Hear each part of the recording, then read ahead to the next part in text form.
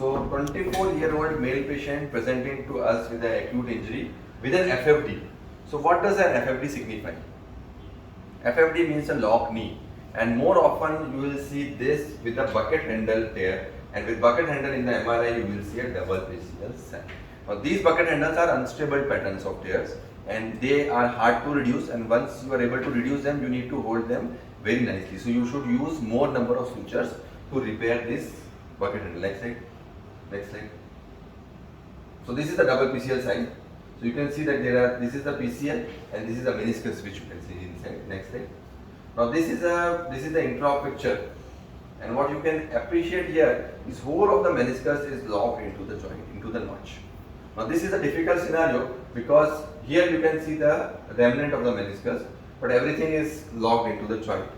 Now occasionally these can be irreducible, very difficult to reduce, chronic tears.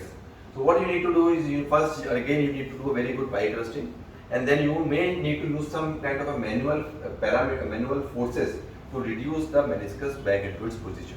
So good pie crusting, you need to use a manual help, you need to use a grasper or something else, and then you hold it and then you reduce it back into its place. So here again you push it with the grasper or something and try to reduce it back into its place.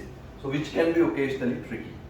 So once you are able to reduce it, so we are doing a pie crusting, and then once the joint is well open and with the maneuvers we are able to reduce it, then you need to expose the knee from the back, make a place where you can tie the sutures, you can use a posterior detector. Now I am tying with my probe to reduce it, and finally with the special maneuver we are able to reduce it into its place, and after that we will start passing the sutures through the zone specific meniscus repair cannulas.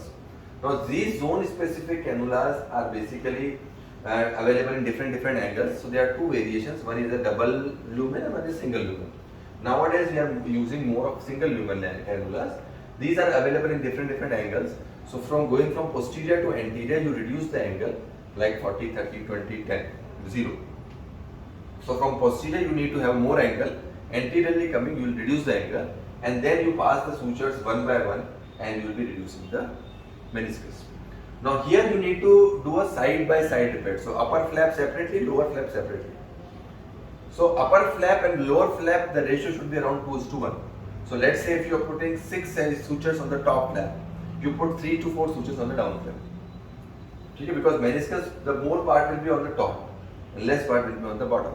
Meniscus is a triangular structure, and this surface is a bigger surface with more forces.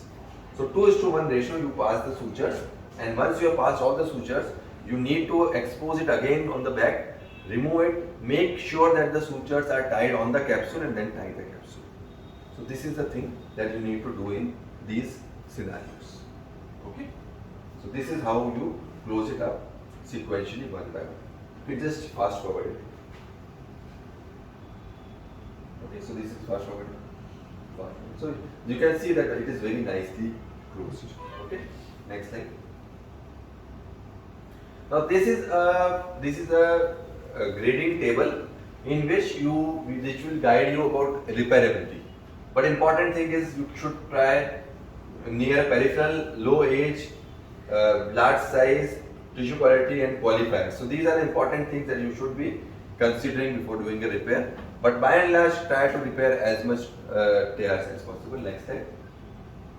So repair, most of the times try to do it. Acute tears with less deformity, definitely. Peripheral tears are good. Red and red white zones are the ones you should start with. Then unstable tears with more than half of the meniscus with subluxation under tongue, you should do it. Young patient in stable knee profile, you should do it. And if the knee is not stable, so try to do it with ACL or with PCL. So you stabilize the knee along with doing a meniscus repair. Thank you. Any questions?